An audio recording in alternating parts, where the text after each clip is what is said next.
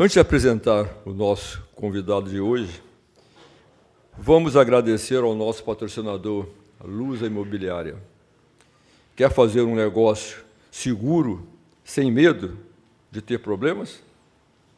Procure a Lusa, com mais de 30 anos no mercado. Compra, vende e locação, é com eles mesmo. Tá? Procure eles no Zap 21 999 85 6599.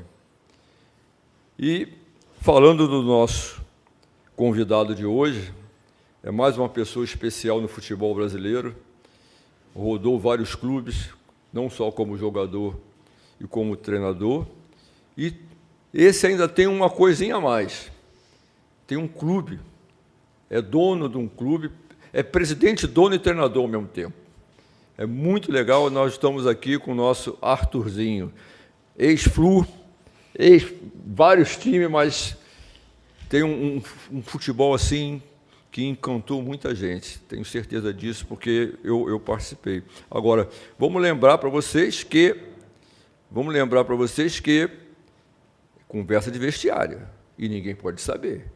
Só quem está assistindo o programa vai fazer isso, ok? Beleza. Vamos lá, senhor Arthur. Prazer todo meu, Zé. Eu costumo dizer que alguns profissionais que nós conhecemos são referências para que a gente tenha entrado nesse rumo do futebol e ter tentado fazer as coisas certas. Você é uma referência em termos de dignidade, em termos de princípios, e isso daí nos orgulha muito de estarmos aqui e tentar fazer desse podcast aí o melhor possível. Agradeço.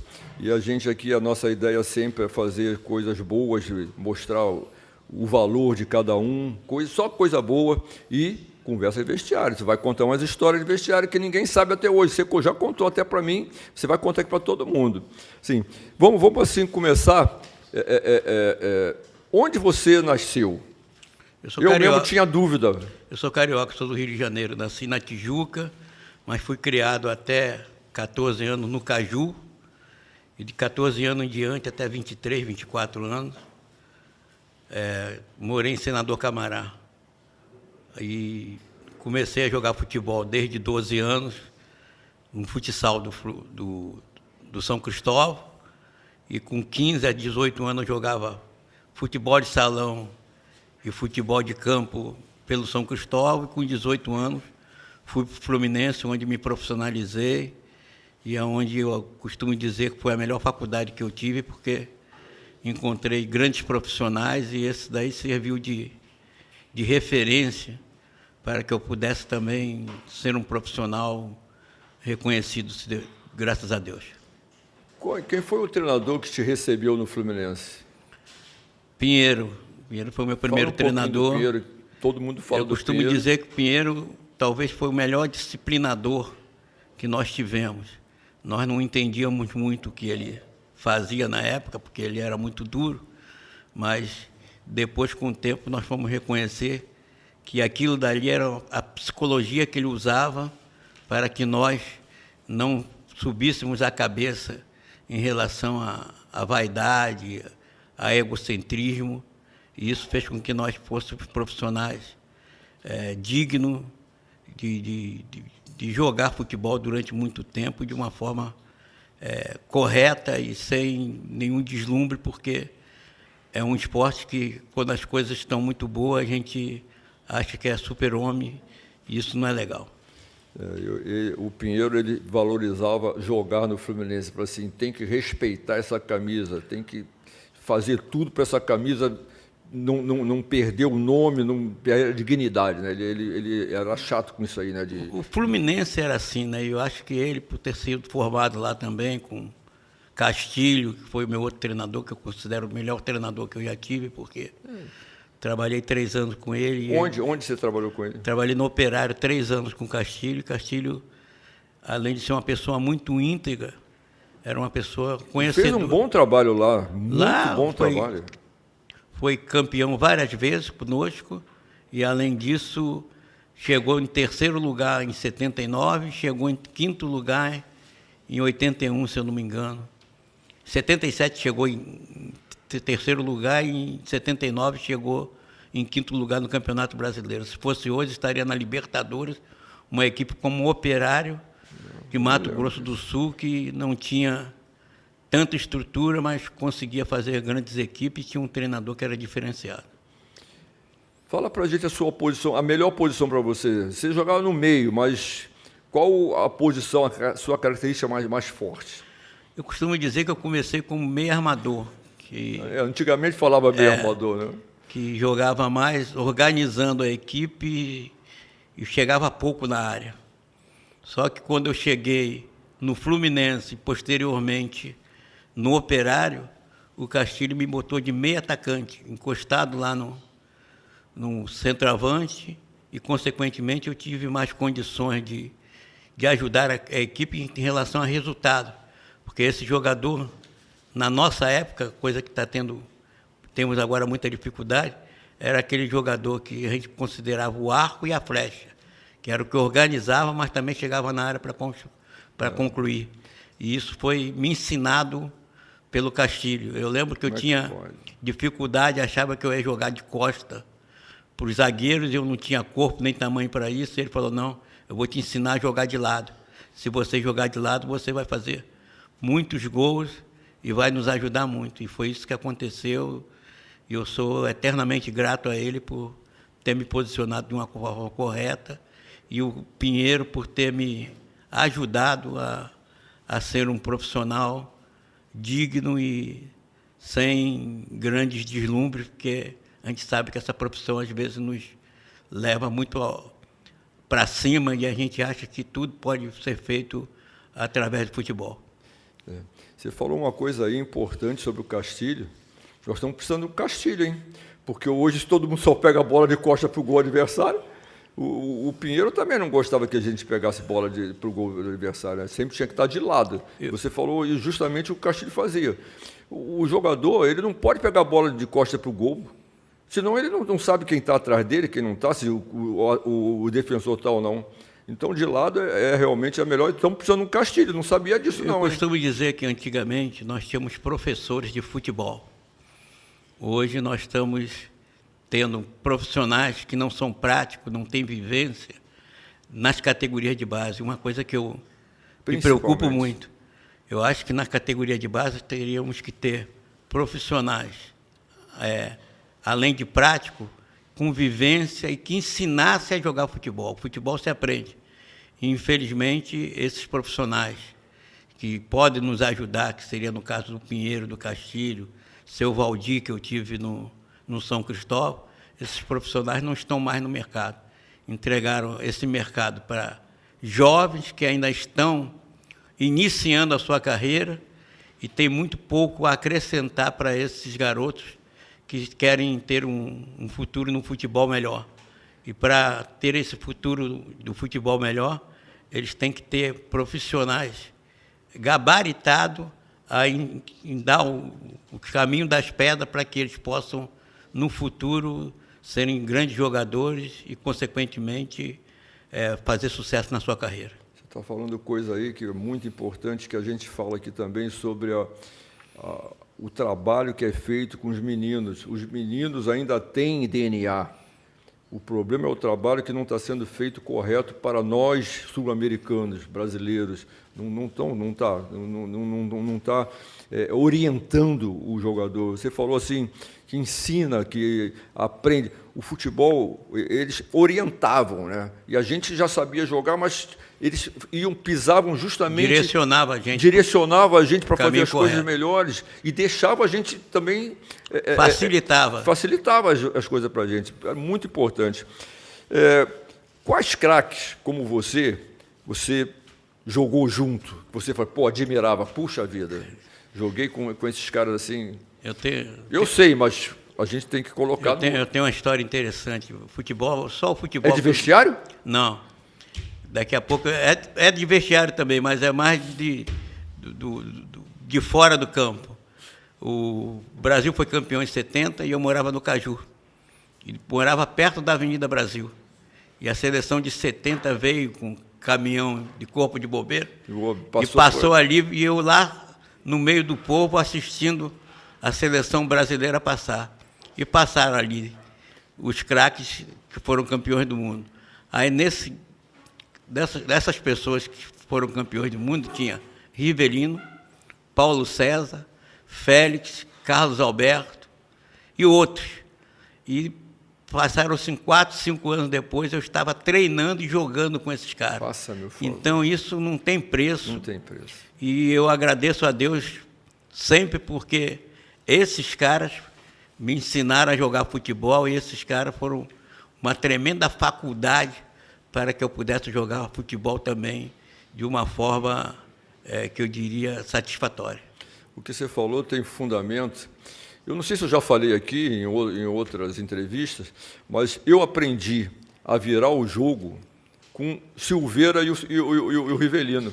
Eu estava em 76, eu falei assim, poxa, vocês batem na bola tão bem, eu faço um esforço para virar o jogo. Aí eles mandaram eu virar o jogo, eu falei assim, claro, você bate errado na bola, bate de frente que você vai ver como é que a bola vai mais rápida e reta. Eu passei a virar o jogo, principalmente no Maracanã, que era aquele campo grandão, aquele campo imenso, parecia que não tinha fim, aquele negócio lá. De um lado do campo, você olhava o outro assim, você ficava olhando assim, não via, só via as cadeiras, né? Então, era dificuldade. Eu aprendi com Silveira e com... Por isso que eu digo que foi a minha melhor faculdade, porque eu também aprendi vendo o Rivelino bater. Uma coisa que me incomodava muito, e eu depois aprendi a usar as duas pernas, é que o Edinho, zagueiro, usava a perna esquerda igual a perna direita. E eu não admitia um zagueiro saber jogar com as duas pernas e eu tentar jogar apenas com uma, lançando com a perna direita. Eu não com tanta precisão, mas eu usava bem a perna esquerda também para encontrar algum companheiro bem colocado, porque era inadmissível, na nossa geração, um jogador não ter esse tipo de conduta, de saber utilizar os dois pés, coisa que hoje em dia a gente tem alguns jogadores com dificuldade. É inadmissível um atacante, não vou falar o nome dele, que usa a perna esquerda, mas não sabe chutar com a perna direita, nem sabe cabecear. É algo que, se treinar com 3, 6 meses, aprende e vai virar um jogador muito melhor.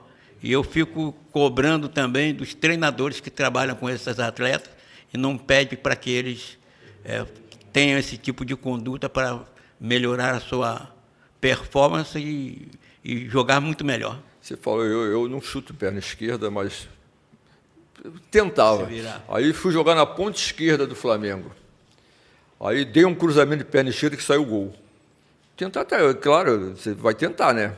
Mas tem gente que nem tentava, né? Mas eu tentei e fiz, então... O problema sabia é também. Atacante dizer que não sabe chutar com a outra perna, isso é inadmissível. Seus títulos pelo Fluminense? Eu tenho, desde as categorias de base, eu fui campeão. Isso aí. Carioca de 76, fui campeão brasileiro de 76 também, com o Fluminense, categoria de base. Brasileiro já naquela... 76 já tinha? Taça Cidade de Belo Horizonte. Tinha São Paulo e tinha um campeonato brasileiro em Belo Horizonte.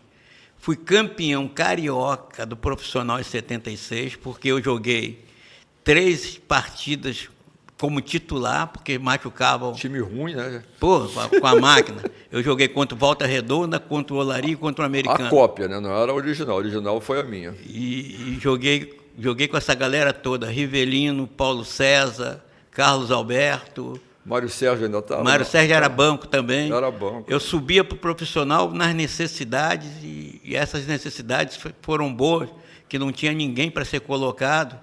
E eu já jogava como titular, não ia para o banco. Isso daí foi um aprendizado também enorme. E você não passou só no Fluminense. Fala para mim o que você passou e o que você aprendeu. Por exemplo, no Operário do Mato Grosso do Sul, porque você já falou que pegou lá, foi o...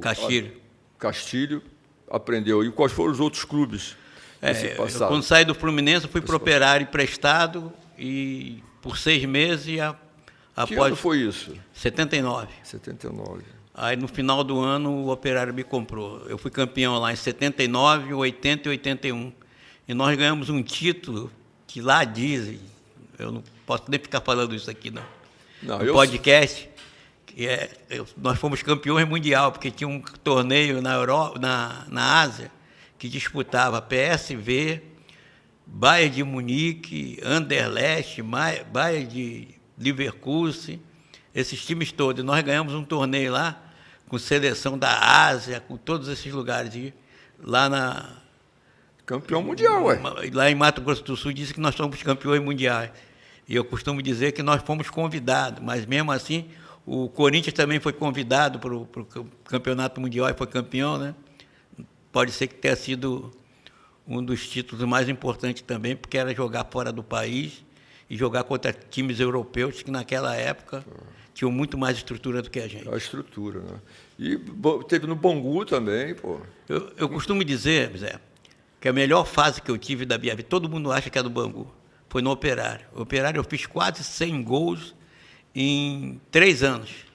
100 gols? 100 gols em 3 anos. Porque você não a característica não era muito de finalização, era mais de assistência. Não, né? mas no Operário eu comecei a finalizar e gostei, aí eu ficava mais lá na frente do que voltava. Quem sofria era o volante, o outro meio armador. Ué, mas você estava resolvendo na frente, fez gol, ganhou o jogo. Foi quando o Castilho me posicionou desse jeito e eu achei que acabou dando certo. E assim eu fui em todos os clubes. O que ganha jogo é fazer gol, não é defender. Saí do Operário, vim para o Bangu. Do Bangu fui para o Vasco. Do Vasco passei no Corinthians 1 ano. Primeiro 6 meses no Corinthians, joguei muito. Aí depois me barraram, eu tinha esse defeito. Quando me barrava, eu abandonava um pouco, largava, não brigava pela posição. Aí voltei para o Bangu. Bangu foi quando nós perdemos aquele título de 85 para o Fluminense. O Wright não deu pênalti. Eu costumo dizer... Mas não foi, pô. Não foi? Foi. Pô, ele tinha que ser preso. O Wright tinha que ser preso depois daquele... Não é nada. Depois daquele lance. E através desse pênalti que ele não deu, eu costumo dizer que foi a maior perda da minha vida. Porque você ser campeão com o Flamengo, com o Fluminense, com o Vasco, com o Botafogo, isso daí sempre acontece. Mas ser campeão com o Bangu é uma coisa rara. Até porque esses clubes não têm tanta chance de chegar às finais como os outros têm. Aí você foi para uma cidade também, né, Salvador, jogou no Bahia e no Vitória. Também teve vários títulos lá. Fui campeão pelo Vitória, depois fui campeão pelo Bahia. Eu costumo dizer que o futebol, eu tenho algumas histórias que me vangloriam muito. Foi feita uma seleção de todos os tempos do Vitória. Eu estou lá na seleção de todos os tempos do Vitória. Foi feita uma seleção de todos os tempos do Bangu. Eu estou lá na seleção de todos os tempos do Bangu. Foi feita uma seleção de todos os tempos do Operário. Eu estou lá na seleção de todos os tempos do Operário. Então, mas isso aí você deve pagar alguma coisa. Deve ser, porque naquela época tinha muito, como é que se diz, marketing, e agora que não tem. Mas eu fico orgulhoso do que eu fiz no futebol e por ter, através do futebol, sobrevivido e feito, como é que se diz, concluído o ciclo. O ciclo, tanto como jogador, como treinador, e conquistado muitos títulos. Porque a gente sabe que é raro. A gente, assim, com o Bangu você teve um título, Taça Rio. Nós fomos campeões, 87. Ganhamos de 3-1 do Botafogo e eu fiz 2 gols nessa. E você chegou à seleção? Joguei um jogo da seleção, ganhamos de 1-0, gol meu. De quem? Contra o Uruguai. Contra o Uruguai. Pô. E o treinador era uma das minhas referências como treinador também, que era o Edu. Edu Coimbra. O Edu. Conte uma história do vestiário pra gente que você já contou pra mim e eu adorei aquela história que você contou. Caramba, eu tenho algumas histórias de vestiário. Pode contar. Ninguém vai saber, não. Pode deixar. Ninguém vai contar, não. Eu tenho a história do Bangu, que o Castor uma vez pegou uma bola velha que tinha lá do clube e reclamou com as pessoas. Quem é aquela bola velha que está ali? Não? Meu time não joga com bola velha. Aí pediu o revólver do segurança, agachou, estourou a bola. Aqui não se joga com bola velha. E a bola não estava perto, não, estava mais ou menos. 20 metros, 30 metros, coisa difícil de se acertar. Tirou o alvo. E bicho que ele dava. Nós fomos jogar no Equador, aí tinha bicho para bater falta, tinha bicho para o goleiro defender pênalti, tinha bicho para para jogar baralho na concentração. A gente, no Bangu... Ele dava o bicho para não gastar do... Se fosse hoje, eu diria que seria uns R$500 que ele dava para cada um jogar baralho. E dizia, ó, eu quero que vocês joguem baralho, mas perca o meu dinheiro. Porque para perder o de vocês vão ficar tensos, não vão jogar do jeito que a gente gostaria que jogasse. Você era brigão dentro do campo, assim? Você discutia com os outros? Eu não gostava de perder, Zé, mas eu tinha um problema. Eu não tenho altura, nem tinha corpo.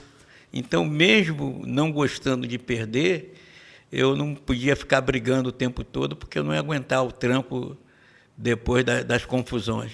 Mas os caras que jogaram comigo nas equipes falavam assim, o Arthur era muito chato, ele reclamava de tudo, ele não gostava de perder. Você recebia muita falta, e aquelas faltas que você recebia...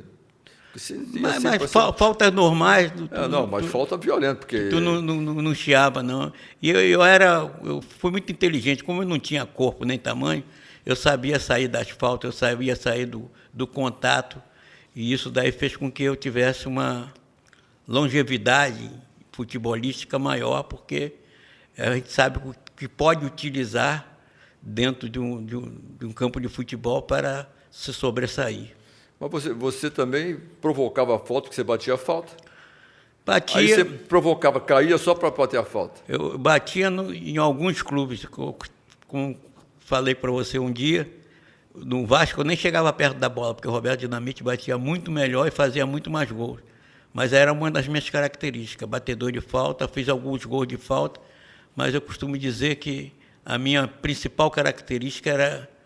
Me perdoe a falta de modéstia, era a inteligência. Eu acho que eu jogava com conectivo bem desenvolvido e pensava bem, tinha uma leitura de jogo boa, isso daí facilitava a minha performance. Eu, na base do bom senso, eu batia falta e pênalti. Aí fui para o Flamengo, nunca mais cheguei perto. Muita gente batendo falta, muita gente no Flamengo. Aí não tinha nem Zico ainda naquele tempo, mas era Rodrigues Neto. E agora nós temos poucos batedores de falta. Porque treina pouco, porque incha a perna, né? Diz que incha a perna se treinar. Eu acho que tem um pouco de tudo. Os goleiros estão muito melhor preparados, as barreiras estão subindo. A distância diminuindo. A distância diminuiu. Está diminuindo. E o jogador que treina... O árbitro não conta a distância certa. A maioria deles não conta a distância certa. Conta a distância certa. E o jogador não está podendo treinar muito por causa da reclamação de que vai ficar com a perna cansada e, posteriormente, não vai poder render no jogo. Tem algum jogador do adversário que, quando você ia jogar, você vai, pô, esse cara me marca bem pra caramba, seu melhor marcador. O Zico falou que eu era o melhor marcador dele, porque eu sou padrinho dele, eu falava, cala a boca, para de jogar, senão nele, depois do jogo eu dava nele. Eu tenho uma história engraçada disso aí. O Jandir jogou no Fluminense, naquela época do Assis, do Osto, do Delay, do Romerito. Eu tinha certeza que ele era o jogador que mais me dificultava, porque ele marcava bem e tinha aquela conduta do gaúcho, ele não desistia nunca, ele levava o drible, estava em cima, te perturbava, te marcava, chegava junto, e eu sempre dizia que ele era o jogador que eu tinha mais dificuldade de jogar. Aí estou bem lendo uma revista esportiva uma vez, e o Jandir falando assim, o jogador que eu tenho mais dificuldade de marcar é o Arthurzinho. Eu falei, ele deve estar enganado, porque eu não consigo passar por esse cara, eu não consigo ultrapassá-lo, porque ele marca muito bem. Então, futebol tem essas, como é que se diz, essas dificuldades que você acha que o cara é o teu melhor marcador, mas também ele tem dificuldade de te marcar porque você está performando também de uma forma boa. Tem algum jogador atual que joga parecido como você jogava? Mesmas ideias, mesma facilidade? Eu acho que acabou essa... Está acabando, né? Tem muito pouco jogador que é meia atacante. Pensa bem, não tem nenhum. Eu não tenho visto assim. O que deveria ser, que eu acho que ainda tem um pouco de meia atacante, é o Uruguai, Arrascaeta, que joga no Flamengo, mas as outras equipes têm muito pouco jogador. Outro dia eu vi a Almada, né, que estava no Botafogo, tem umas características meio parecidas aqui. É um jogador que, além de ter um drible curto, ele armava bem e tinha presença de área. Mas é uma posição que estamos tendo dificuldade na formação. Nós não temos mais um jogador de meio atacante que organize, que chegue para finalizar. A não ser um Neymar da vida, mas o Neymar é ao concurso e isso daí ele pode jogar em qualquer posição que ele vai jogar bem. E aí, de repente, a idade vai chegando, né, e aí tem que largar o jogo e passar para trás do jogador para ensinar o jogador. E aí, como é que foi essa transformação de jogador para treinador? Eu acho que eu dei sorte porque eu joguei até 40 anos. E o último ano que eu joguei, eu estava... Parei com 31. Eu estava no Volta Redonda e quebrei o braço. Essa história também é interessante. E o presidente, que agora até o prefeito de lá, o Neto, como é que é? Eu esqueci o nome. Neto. Ele me chamou para renovar mais 6 meses para disputar o Campeonato Carioca. Então eu ia jogar até 41 anos. Só nesse meio tempo, o Vitória me ligou pedindo para eu ser o treinador da equipe principal, naquela época que tinha o Banco Excel lá. Aí eu fui e acabei parando com 40 anos. Mas dei sorte porque eu não tive um hiato da carreira e isso aí me deu um pouco de certeza de que as coisas poderiam continuar de uma forma mais satisfatória, porque eu acho que o principal problema de um ex-atleta é quando para de jogar e não se encontra mais numa profissão ou num caminho para dar sequência na sua vida, porque a gente para de jogar muito cedo e isso, como é que se diz, nos deixa, às vezes, sem saber para onde ir. Sem ter abre um espaço de transição que às vezes demora e normalmente o jogador não está preparado. A maioria não está preparada. Eu, graças a Deus, eu parei em maio, não parei em outubro, dezembro de 81, em fevereiro de 82 eu já estava no Botafogo, no primeiro time, que até me surpreendeu. Uma coisa, também aconteceu foi isso rápido, comigo. Mas isso é difícil. Quais os clubes que você passou como treinador? Caramba. Se você também ganhou títulos nesses clubes, fala pra gente. Na estreia no Vitória, nos primeiros 6 meses, eu fui campeão da Copa do Nordeste e fui campeão baiano. Isso daí me deu um alicerce, né, para continuar na carreira. E no ano seguinte eu já fui bicampeão da Copa do Nordeste com a América de Natal. Uma coisa dificílima você ser campeão com um clube de menor investimento, e isso ocorreu. Aí eu conquistei títulos com Vila Nova de Goiás. Vitória e Bahia, você também teve título, né? Vitória da Bahia. Vitória, então, eu tive 2 títulos como campeonato baiano e uma Copa do Nordeste.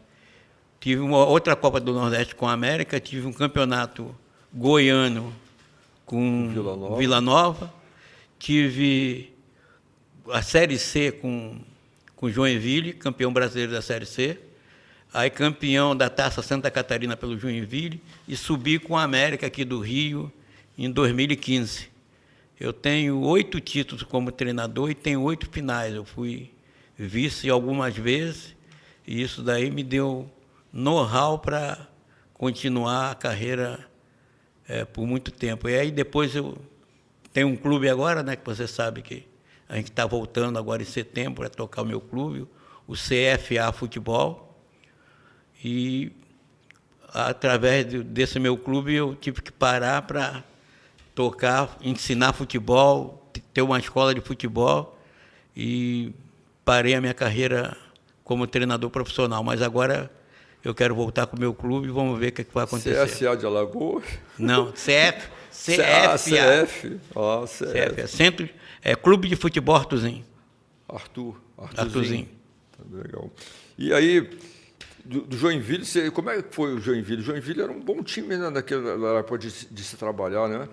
Pelo menos todo mundo que trabalhou no Joinville falava Na época bem, eu trabalhei, em termos de salário, foi cumprido com as obrigações.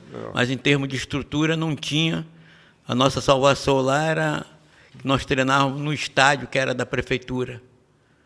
Aí ficou as coisas mais facilitadas. Mas quando eu cheguei lá, o Joinville estava na Série D e tinha sido convidado para a Série C, porque tinha um clube lá que tinha perdido alguns pontos, um clube de Manaus tinha perdido alguns pontos, e eles acabaram ascendendo para a Série C, e nesse ano nós fomos campeões, e fez com que o Joinville tivesse uma ascensão, que depois subiu para a Série A e, infelizmente, desceu a jato e agora está na Série D.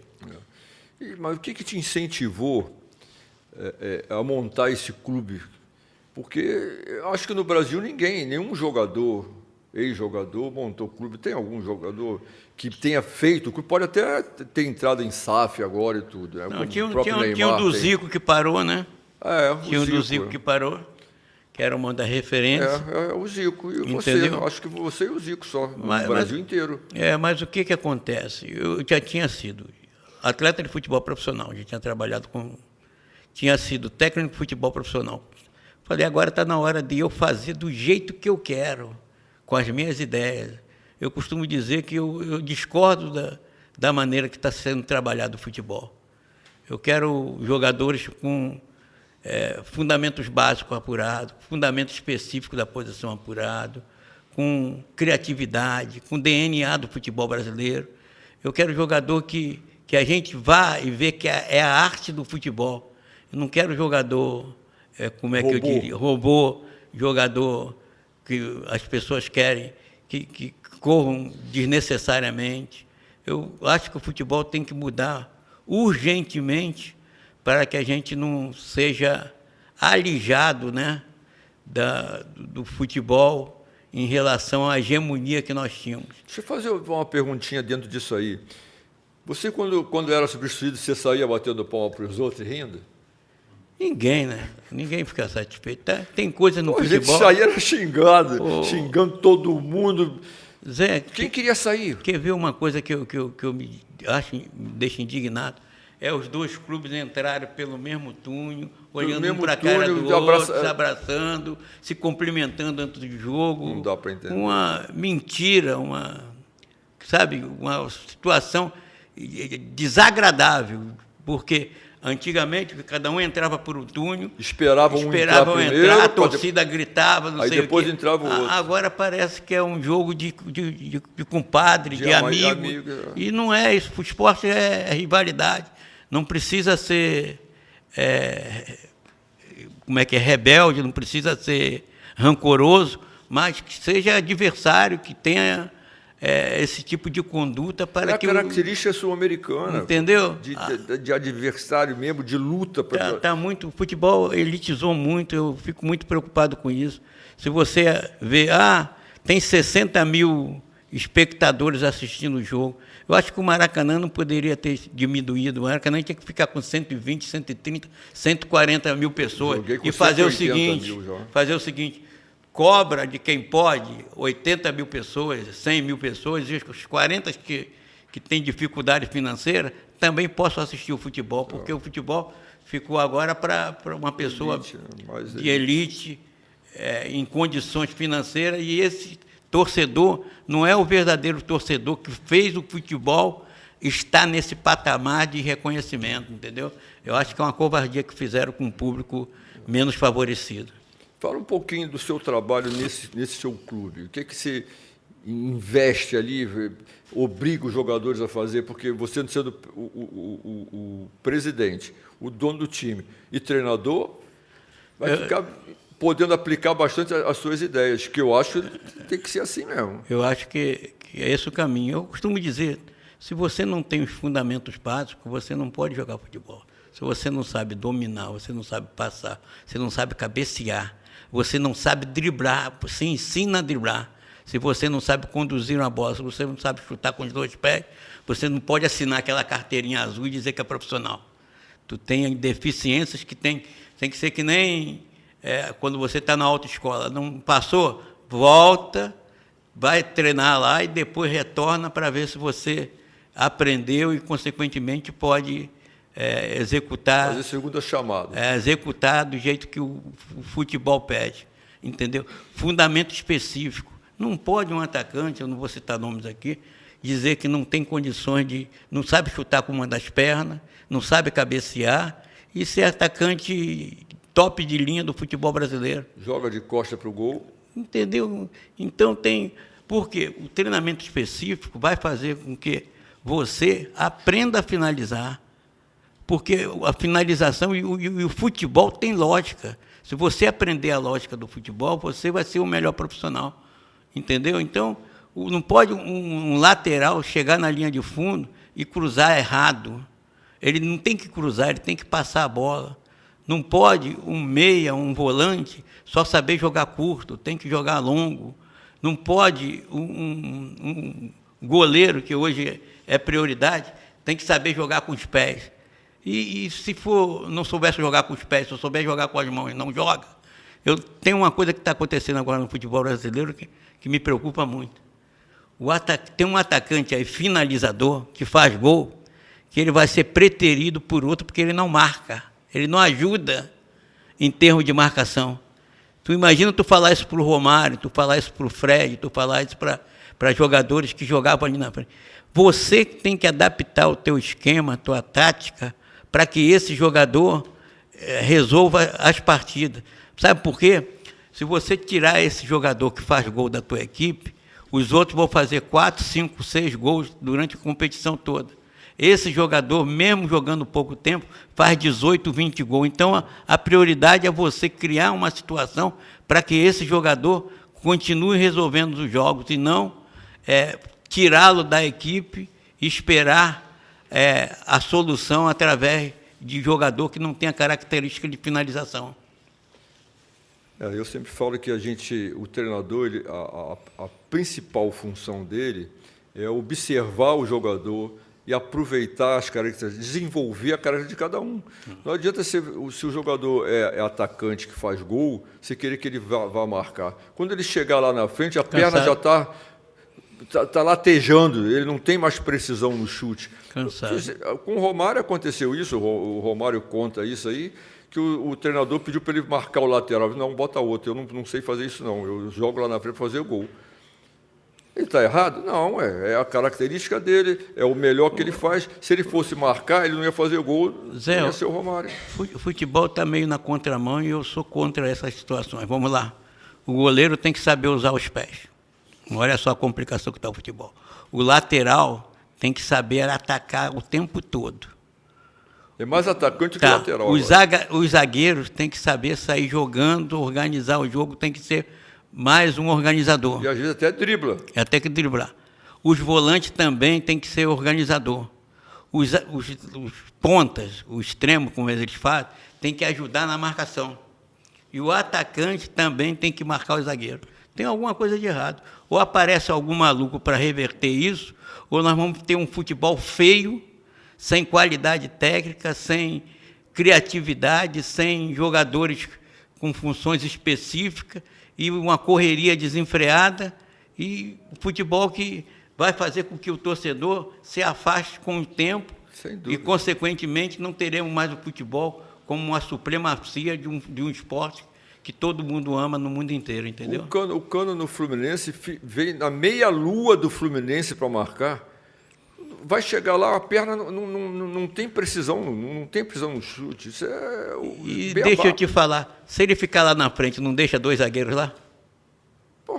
Hein? Alguém tem que ficar marcando ele, ou ele vai ficar sozinho. E não vai ficar um, vai ficar 2. Vai ficar 2, entendeu? Esse seu time, você está preparando ele agora para disputar qual? Campeonato Carioca da Série C do ano que vem. Série C? A gente está começando a trabalhar. O que você acha que você vai conseguir? Eu primeiro estou trabalhando com categoria de 7 a 20 anos, que é para trabalhar, como é que se diz, categorias de base. A partir de outubro, novembro, eu vou trabalhar com profissionais desempregados, que não tem clube. Porque tem muita gente boa que está no mercado por aí, mas não tem clube, não tem espaço para treinar nem para jogar. Lá no Safé a gente faz. E a tendência também que eu prepare, atue com futebol feminino, que é uma situação agora que está muito em moda, e as pessoas às vezes também não têm espaço. E esse clube lá, o São José, lá de Magalhães Baixo, tem uma coisa de bom, é campo de 11. É muito difícil você encontrar campo de 11 no Rio de Janeiro com vaga, com condições de trabalhar, entendeu? E lá a gente começa a treinar de 9 da manhã até as 11 de 9 às 11. E eu quero, de acordo com a contingência, né, com a procura, trabalhar de 8 ao meio-dia, porque eu acho que tem condições suficientes para fazer bons trabalhos e, consequentemente, levar esses garotos, e lá tem muito menino que vai aparecer para ser trabalhado, né? É uma área ali. Área boa. Eu costumo dizer que futebol se aprende, Zé. Então, se você tiver experiência e tiver capacidade de ensinar esses garotos, eles vão melhorar muito e ter uma melhor possibilidade de ir para clubes melhores e clubes com mais estrutura. Você deu muita sorte, né? Você é treinador, dono do time, presidente do time. Eu não tive essa sorte. Mas todo time que eu trabalhei, eu era só treinador. Eu não podia ser presidente do clube, porque aí eu não ia me demitir. Mas todo mundo não tem essa vontade de ser dono da do seu bom, clube? Quem vai te demitir? Você mesmo? Eu espero até que apareça... Pode perder, ganhar, não vai ser demitido. Legal. É uma ideia boa aí, pessoal. Vamos aí fazer o clube e ser treinador. Não, mas outra ideia. Espero que apareça investidor, porque a ideia e o trabalho nós temos, mas nós precisamos de investidor para fazer uma SAF, alguma coisa assim, para tocar o clube em alto nível, porque criar uma infraestrutura, não só de campo, mas de toda a estrutura básica, para que a gente possa revelar garotos. O pior é a infraestrutura. Fazer uma infraestrutura no Brasil é muito difícil. É cara. Mas eu costumo dizer lá os clubes que treinam lá no Saferj, eu fico contando os profissionais que rodeiam o time, né? Teve um clube que tinha 35 pessoas fora os jogadores. E o treinador tem que administrar isso aí, porque o treinador que administra, ele é que tem que mandar. Se ele não assumir isso tudo aí, não vai dar certo. Então, assim, a estrutura que é o mais difícil, você está conseguindo... Aos poucos a gente vai conseguir. Mas o que eu costumo dizer, Zé? Por mais que você tenha estrutura, o diferencial está no trabalho. Está na pessoa que comanda. A estrutura ajuda. Mas se você não tiver estrutura e não tiver o trabalho, você não chega a lugar nenhum. E o contrário, as coisas acontecem. Você ensinar os garotos, dar uma condição a ele de entender como é a profissionalização do futebol, a conduta que eles têm que ter. Não é só a parte técnica, tática, física, não, é inseri-lo num caminho que eles podem percorrer de uma forma mais tranquila e ter possibilidade de chegar ao profissional com capacidade de fazer aquilo que a gente espera deles, entendeu? Você está falando uma coisa aí que é muito importante. Há pouco tempo, a gente fez uma reunião lá no CT com jogadores do nosso projeto. E eu levei um psicólogo é coaching, e ele começou a falar a trabalhar com esses jogadores, todos eles juntos. Aí ele perguntou lá quem tem uma dificuldade, um jogador levantou a mão. E quando esse jogador começou a falar, ele falou assim: eu estou a ponto de me suicidar. Caramba. Olha, isso no meio de todo mundo assim... paralisou o garoto sério, ficou assim, eu fico até tremendo até agora, quando ele falou isso. E aí a gente teve que fazer um trabalho com ele, e, graças a Deus ele não mudou de ideia, né? E a gente está fazendo trabalho. É muito importante, na estrutura, ter também essa preocupação, porque, como eu sempre falo, o futebol é muito emocional. E esse emocional, às vezes, as pessoas não estão preparadas. E se ele não tiver emocional bom, ele não vai render. Então, eu acho que a estrutura tem que ser muito bem feita. O mental hoje é fundamental. Sempre foi, Você só joga futebol se você tem um mental muito bom. Senão você não sobrevive, né, no futebol. Você já falou bastante do futebol de hoje, o que você acha de tudo. Fala para mim dessa nossa seleção, mais especificamente da seleção brasileira. O que você acha? Você acha que tem possibilidade de ter bons resultados? Qual o jogador que você acha que, claro, tirando o Neymar, eu não sei, você já falou no Neymar, que pode ajudar a seleção a conseguir mais vitória, conseguir êxito, que eu infelizmente, eu estou muito descrédulo disso aí. Não, eu começo pelo Neymar. Eu acho que o Neymar é a nossa referência e nós temos que ajudá-lo a voltar a ser o Neymar, mesmo que não seja com 100% do seu potencial, porque ele ainda é o diferenciado e é um jogador que está precisando de ajuda. É o único que pode dar a diferença, né? Está precisando de ajuda e eu acho que nós temos uma maneira de tratar nossos ídolos que eu diria que é cruel. Nós temos que aprender que esse cara também pode ter problema emocional, pode ter alguma conduta que a gente não concorde, mas é um dos sobreviventes daquela escola de futebol que nós tínhamos anteriormente. Jogador criativo, um jogador que chama a responsabilidade, e eu espero que ele volte para a nossa sorte, e espero que ele jogue com 70% do seu potencial, já vai nos ajudar muito. Em relação à seleção... Você está falando aí do Romário, vou aproveitar. E esse jogo do Vasco e Santos aí, que ele... Do Neymar? Neymar. E ainda acabou o jogo e... Zé, a gente tem a mania de achar que as pessoas são super-homem. E ele é um ser humano, um atleta igual aos outros, que pode se... Como é que se diz? O ego dele pode estar... Pode ser um atleta igual aos outros, mas não é um jogador igual aos outros. Não, mas é um cara que tem lá os seus sentimentos. E ele não voltou para o Santos por causa de dinheiro. É um cara que já está independente financeira muito bem. E deve estar sentindo a responsabilidade de ver um clube que ele ama sem ter força suficiente para mudar essa situação.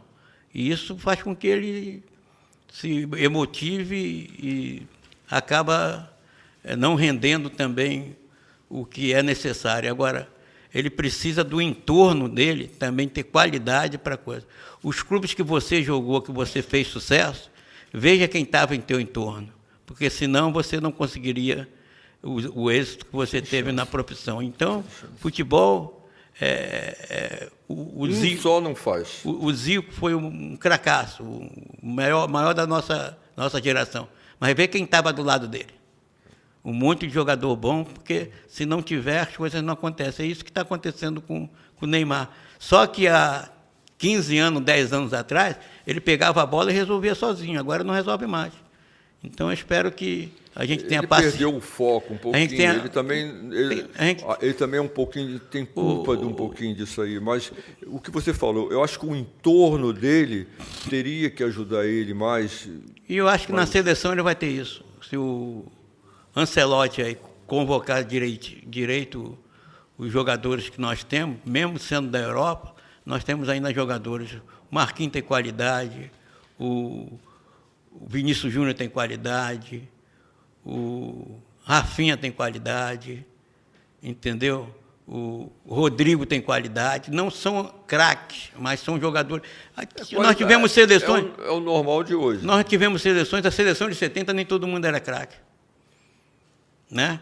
De 82 você não ganhou. De 82 já tinha mais craque do que na seleção de 70.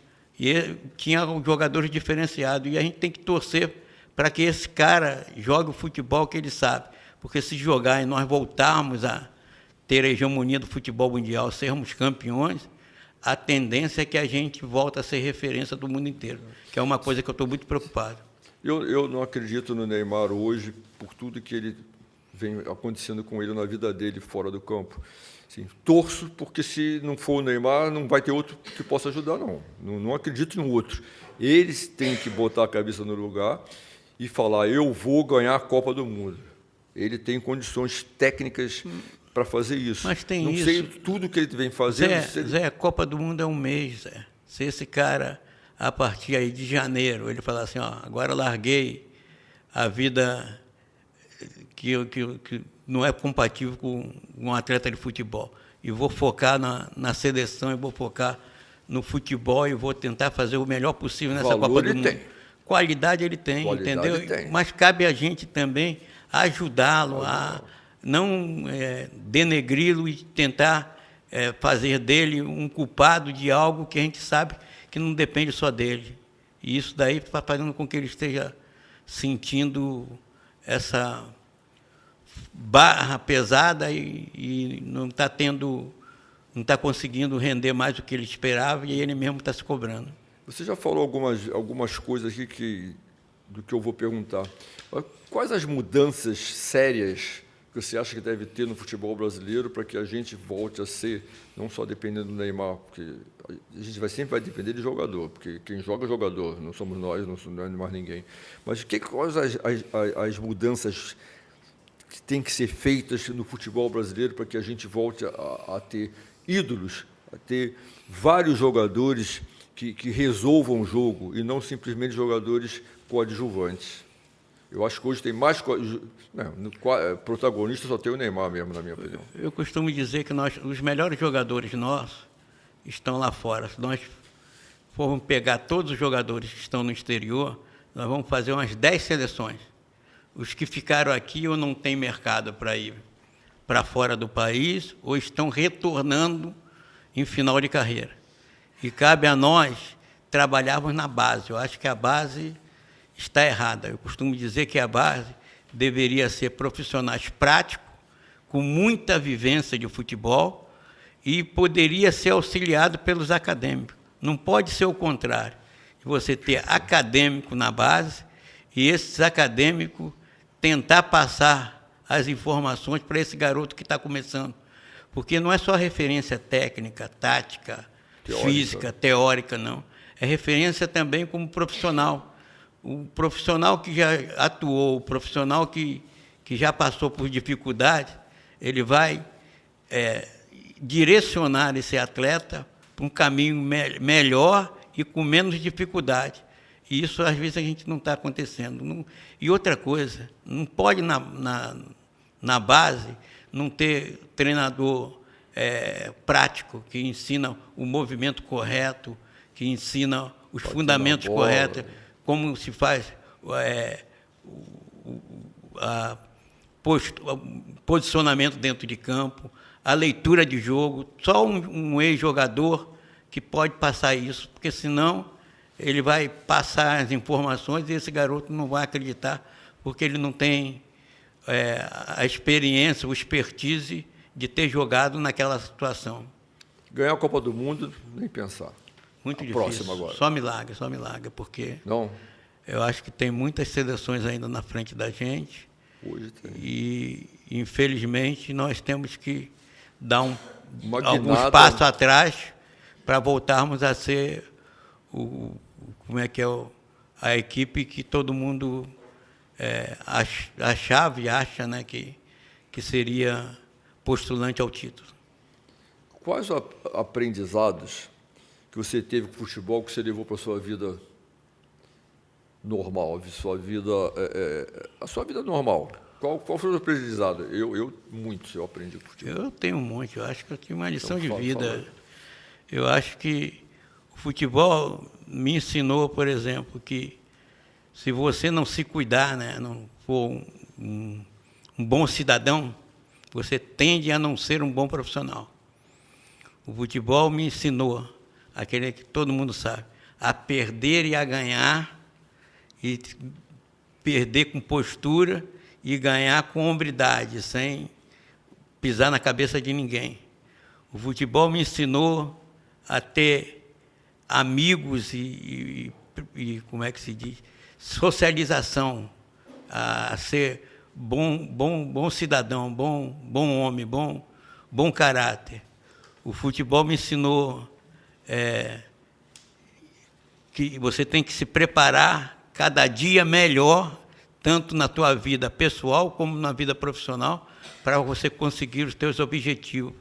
O futebol me ensinou tudo, eu devo tudo ao futebol. Eu acho que, se não fosse o futebol, eu não seria 1/3 do que a vida me proporcionou, porque eu tenho certeza que, desde cedo, eu comecei a caminhar pelo lado correto, e isso fez com que a gente tivesse muito mais alegria do que decepções na vida. Sua família, você tem filhos? Tenho um menino e tenho 2 meninas. E o menino? O menino jogou bola, joga bola pra caramba, era craque, mas acho que não focou na carreira como devia, tinha outras opções e acabou não obrigou, não deu de vara nele, pô? Queria eu poder fazer isso, mas hoje em dia não pode nem dar bronca, porque hoje não pode. Hoje não pode nem educar mais. Eles dizem que você fazer o que ele quiser. Traumatizou eles, entendeu? Mas eu queria muito que ele tivesse sido jogador de futebol, e vou te dizer um negócio. Eu vou falar um negócio que ninguém não vai acreditar. Eu acho que ele tinha mais condições do que eu. Só que eu foquei só no futebol para sobreviver. Pai é uma droga. Para sobreviver. Não tinha assim. O filho lá em cima. Calma, tinha assim. Só que não tem 2 Pelés, não tem 2 Zico, não tem 2 Arthur. Mas ele veio com mais. Não tem 2 Zé Mário, porque também só tem filha mulher. Mas como eu diria, condições, porque eu sou pequeno, 1,62 m, pesava 56 quilos e fui profissional. Ele já tinha uma estrutura melhor, já tinha uma condição melhor, se preparava melhor e dependia de focar só naquilo para ser um atleta profissional de verdade. Infelizmente, não deu certo e ele foi tocar outras coisas, fez educação física. Então. Eu fui profissional do Flamengo com 1,66 m e 57 quilos. Hoje eu não jogaria, porque o cara ia perguntar qual é a altura dele, 1,66 m. Não, está fora, tem que ter um mínimo de 1,70 m. Hoje a gente nem passava pelas peneiras. Qual a mensagem, você já falou uma parte, que você daria diretamente para um menino de 16, 17 anos que esteja iniciando para ser um grande profissional de futebol? Eu sempre falo para os garotos lá que estão com o seu trabalho, né? Que você está fazendo. Eu sempre falo para eles lá, quando eu estou trabalhando. Primeiro, treine mais do que todo mundo. Se prepare. A oportunidade vai aparecer e não avisa a hora. Se condicione também mentalmente, porque não adianta você achar que você tem condição, mas não acreditar. Tem uma coisa que eu sempre tive muita fé em Deus, porque eu acho que, se você acredita que tem um ser superior, esse ser vai te direcionar, as coisas podem vir a acontecer, e falar para eles que nunca desacreditar do sonho. Eu acho que você tem que... Eu tinha certeza que eu ia ser jogador de futebol.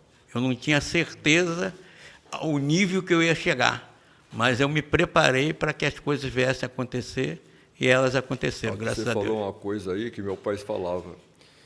No futebol, no Brasil, tem 1.000 para cada posição na fila. Então, você tem que estar sempre bem preparado. Quando chegar a tua vez, se você não estiver preparado, tu entra no final da fila, tu não entra atrás. Aí, quando você chega no primeiro, já passou a idade.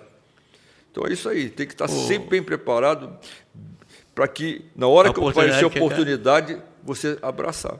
Senão, você não tem jeito, não. É verdade. E eu estava até falando para as pessoas que trabalham comigo, eu gostava de treinar. Você tem quantos que trabalham com você, treinador? Tenho Almir, que é meu irmão, que foi jogador de futebol também. Tenho o Getúlio, que é um rapaz que também jogou futebol, não jogou aqui no Rio de Janeiro, mas jogou fora. E tenho o Alexandre, que é um preparador físico, que trabalha conosco lá também. Mora aqui no Barra Mar. Boa sorte para eles. Entendeu? Mas o que eu ia falar? Que eu sempre falo para eles que eu treinava muito, eu gostava de treinar. Eu também. Eu não tinha preguiça para treinar.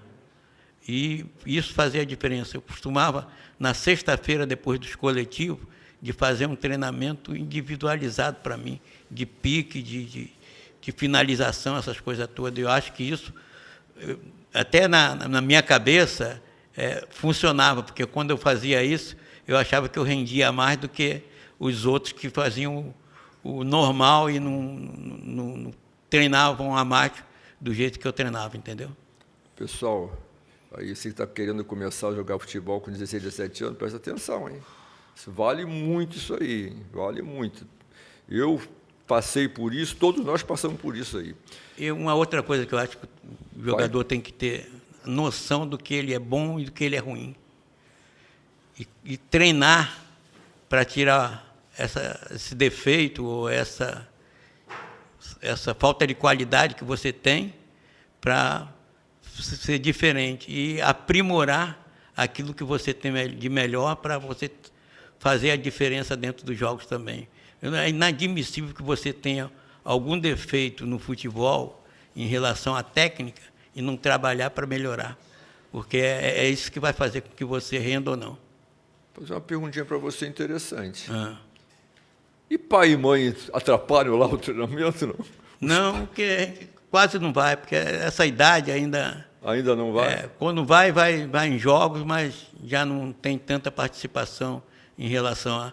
Isso daí é mais em clubes grandes, que eles aparecem lá porque eles acham que a chance da vida deles é o garoto dar certo. Nos nossos clubes menores é muito difícil aparecer pai e mãe. Pai e mãe é chato pra caramba. Acha que o filho vai jogar, vai fazer... Atrapalha, muito atrapalha. Com certeza. Qual o legado que você quer deixar? Você deixou no futebol porque você está trabalhando, mas como jogador, como treinador, agora você está um outro trabalho, um trabalho de formação. Mas qual o legado que você acha que você deixou no futebol? Um dos maiores legados que eu tenho, eu vou falar até o nome, você vai falar, é incrível. O Vampeta, que jogou futebol, o Paulo Isidoro, o Alex Alves, que jogaram comigo no Vitória. No Vitória. Eu era ainda jogador, eu no final de carreira e eles no início de carreira. Eles me têm como referência.